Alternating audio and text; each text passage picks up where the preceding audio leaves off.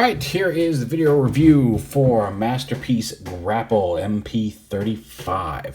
And you can see he does share quite a bit of his detailing and molding with Inferno, but that makes sense considering there were repaints of each other, slight mold differences, although he does have a different transformation, which is kind of cool.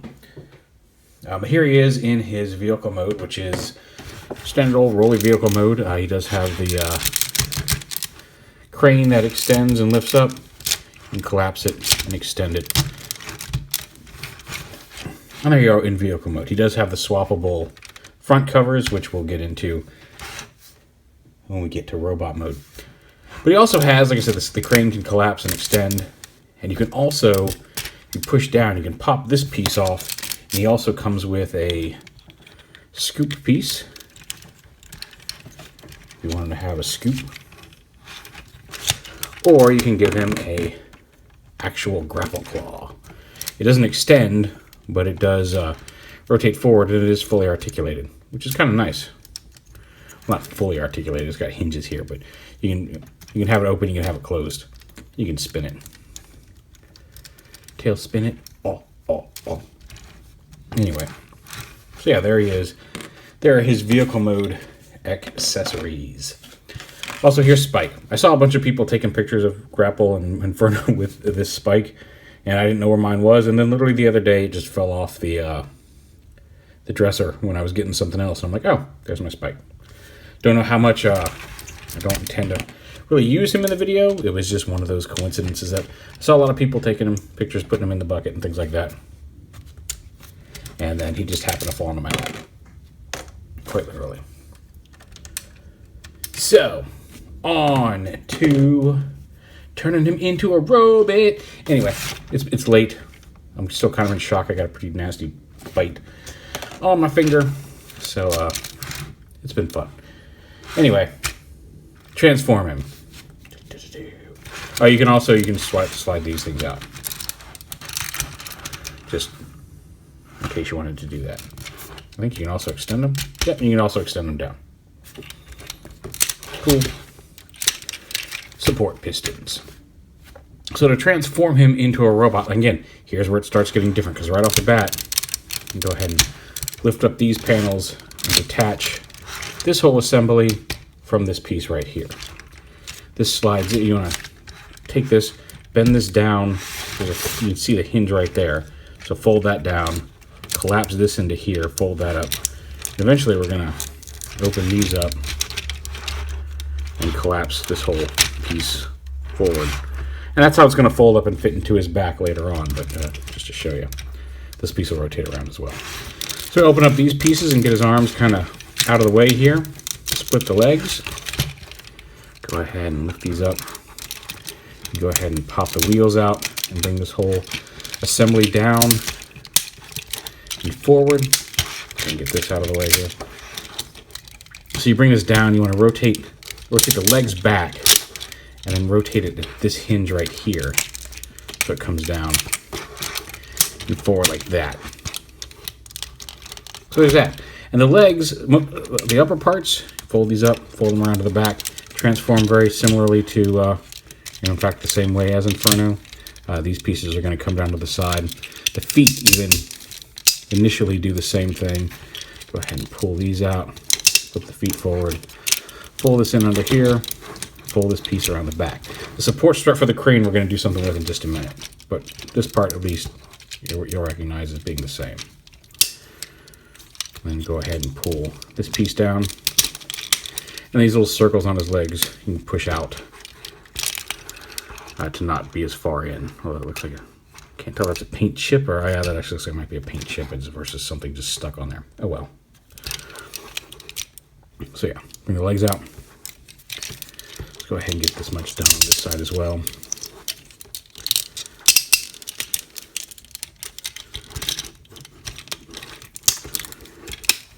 There we go. Bring the legs down.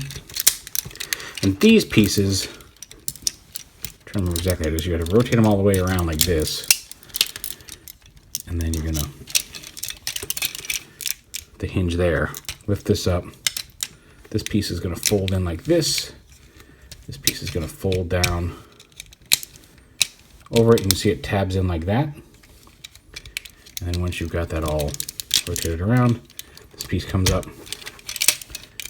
and snaps into place like that on the leg. Flip that piece in, and it just stores there on the back. So there's one of the differences from Inferno right there, is this whole assembly.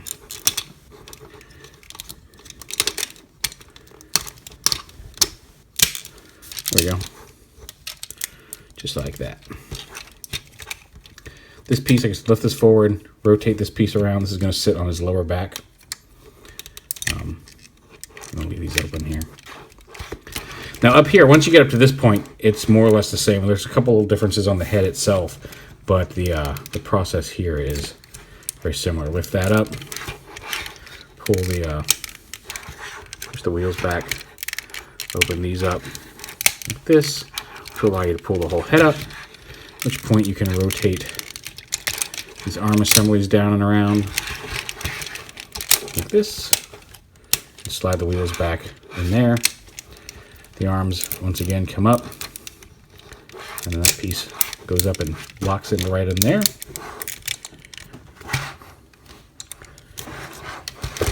Lift this up. God damn it, that was all. Anyway, so this, yeah, rotate this piece around, lift this up, and flip that up. Rotate his arms around, got his head up. This little piece underneath his head comes back and out.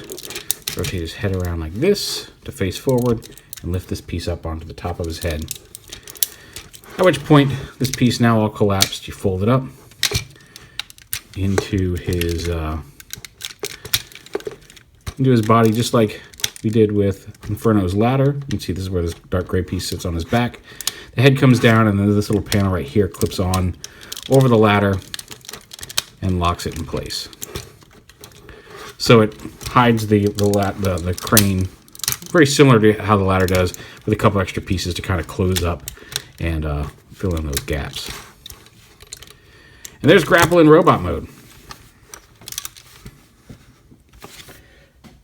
Now, he's got, let's see if I can get him all the way in the frame here. He does have the same type of flip out thing with either chrome or non-chrome. It comes with the non-chrome version installed, although I may swap it out for the chrome one. And again, it just works the same way as this one. He doesn't come with the communicators that Inferno did. But as you see, this one, this piece is really loose on mine. And it's easily fixable with some floor polish, I'm sure, if I wanted to put some either in those slots or on these tabs. That's going to depend on how the chrome one fits. But like, it'll stay on. But it doesn't take much to knock it off, which is a little bit of a shame. Like on Inferno, it stayed on much more securely, and even the chrome one's loose. So yeah, we'll probably put some floor polish on those tabs themselves to keep it together, because it's really loose. But yeah, so you can have the chrome option here like this, or you can have the non-chrome version here, as well as popping the, as I mentioned, popping the chest piece off and putting on the more cartoon non-chrome version, if you'd prefer. His accessories, he comes with, actually he comes with the blueprints here in the instruction bag. You get his instructions, his bio card. He also comes with little paper blueprints of the solar power tower, the Tower of Power, solar power. He also comes with a little model kit of it, or a little model of it. And you can flip the little solar panels out, and this little ball even comes out as well. So he's got that. He even comes with, this is cool, it's a little tab, it's a screwdriver that's angled, so you can have him, when he's working on something, you can tab it into his hand here, just like you could a weapon.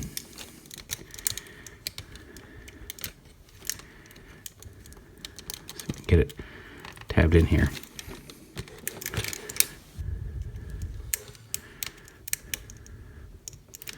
There we go.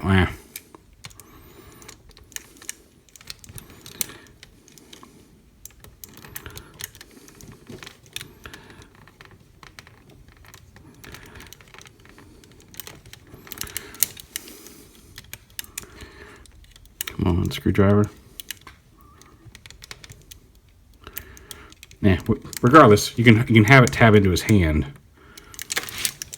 and he'll hold it at kind of an angle, like he's holding it between his fingers, working on the thing, kind of like that.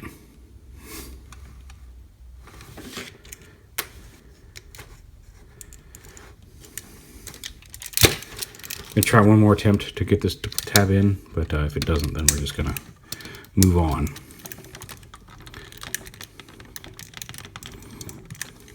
Okay, so we're just gonna move on, but that's how it's supposed to work. I have not been able to do it yet. He also comes with his weapon, which should be much easier to get into his hand and stay in place, you would think.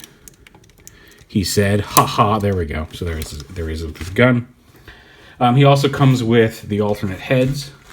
You've got this head, which again just slides off the front. And you can swap out faces. You've got a stoic face and a happy face with the little lines on the side, which I believe go with the yellow head.